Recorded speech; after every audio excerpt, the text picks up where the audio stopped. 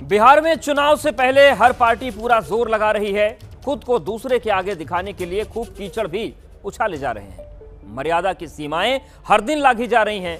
PM Modi को गाली दिए जाने के बाद अब विपक्ष के नेता तेजस्वी यादव की पत्नी के लिए अपमानजनक शब्दों का इस्तेमाल किया गया।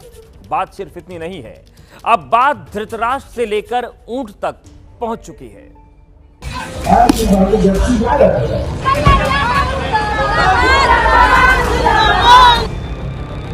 हर नारी का अपमान किसी भी हाल में बर्दाश्त के बाहर है। भाजपा आरएसएस ने 2 उप मुख्यमंत्री के रूप में ऊंट लगा रखी है। नीतीश कुमार चले गए हैं, ब्रेन डेड मुख्यमंत्री हैं बिहार की।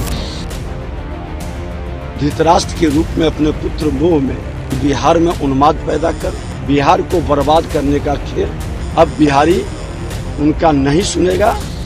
एक तरफ बिहार में विधानसभा चुनाव का ढोल बज रहा है तो दूसरी तरफ बिगड़े बोल की बाढ़ आ गई है। जिसे देखो वही मर्यादा को ताक पर रखकर राजनीति को गंदा करने की प्रतियोगिता में अव्वल आना चाह रहा है।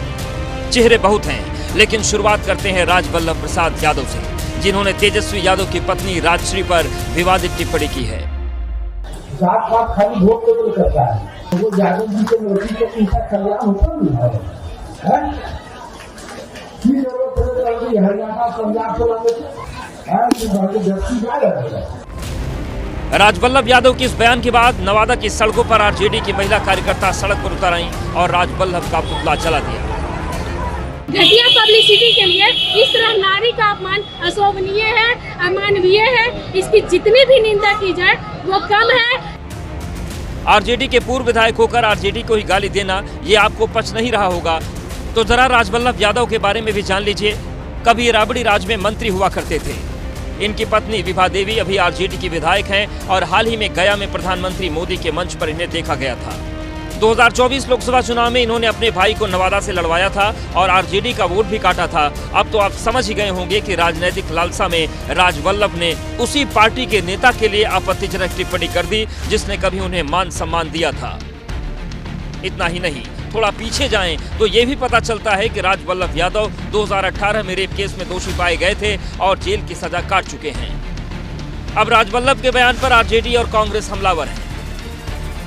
भारतीय जनता पार्टी के कार्यकर्ता से लेकर के प्रधानमंत्री तक अपशब्दों का और गाली गलौज का खजाना है। ये भारतीय जनता पार्टी का नीति नियम और नैतिकता का चेहरा है, जो देखने में कुछ और है, लेकिन जैसे ही आप इस्तेमाल करते हैं तो इनका गाली गलौच वाला कुरूप चेहरा सामने आ जाता है। कल तक जो हमारे साथ थे, आज नए नए विरोधी बीजेपी और एनडीए के साथ हुए हैं, वो किस तरह का श्री तेजस्वी यादव जी के पत्नी पर अभद्र टिप्पणी कर रहे हैं। इस तरह का अपमान गाली गलौज किया जाएगा तो उनको सुनने के लिए भी तैयार रहना होगा। चुनावी माहौल में बिगड़े बोल के अगले महारथी हैं बक्सर से आरजेडी सांसद सुधाकर सिंह, जिन्होंने सीएम नीतीश कुमार को ब्रेन डेड बता दिया और हमला करते करते इनके लपेटे में दोनों डिप्टी सीएम भी आ गए। इनकी नजर में दोनों डिप्टी सीएम ऊंट हैं।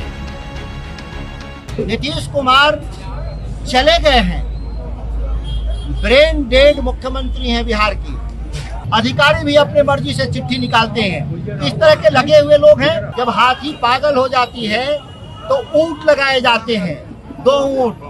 तो भाजपा आरएसएस ने 2 उप मुख्यमंत्री के रूप में ऊंट लगा रखी है इस सरकार को कनेठी देने के लिए।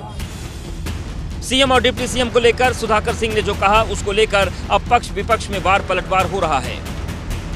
जिस तरह सुधाकर सिंह ने हमारे नेता नीतीश कुमार जी को ब्रेन डेड बताया है, मुझे तो लगता है कि उनकी पार्टी के सारे नेता ब्रेन डेड के शिकार हो चुके हैं, जिसका पूरा असर इनके भाषाई स्खलन पर दिखाई देता है।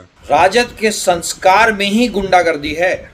बिहार के ही एक लोकसभा से आप सांसद हैं, उस बिहार के राजनीतिक मुखिया को ब्रेन डेड कहना सारी राजनीतिक जमात को गाली देना है। सुधाकर जी ने सही कहा है। उसका बोलने का तरीका थोड़ा गलत हो सकता है, लेकिन नीतीश जी जो है अभी अस्वस्थ हो चुका है और उससे राज अभी चल नहीं रहा है। राज में भ्रष्टाचार बढ़ रहा है। जो अधिकारी है वो अपने आप को मान रहे हैं कि मैं सीएम हूँ।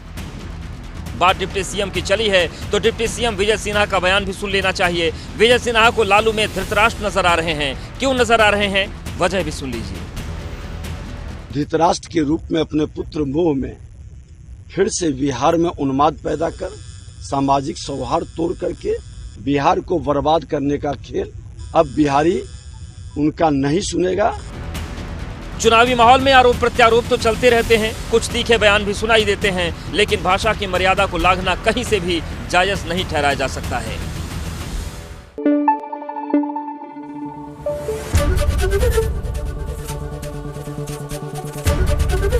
एबीपी न्यूज आपको रखे आगे।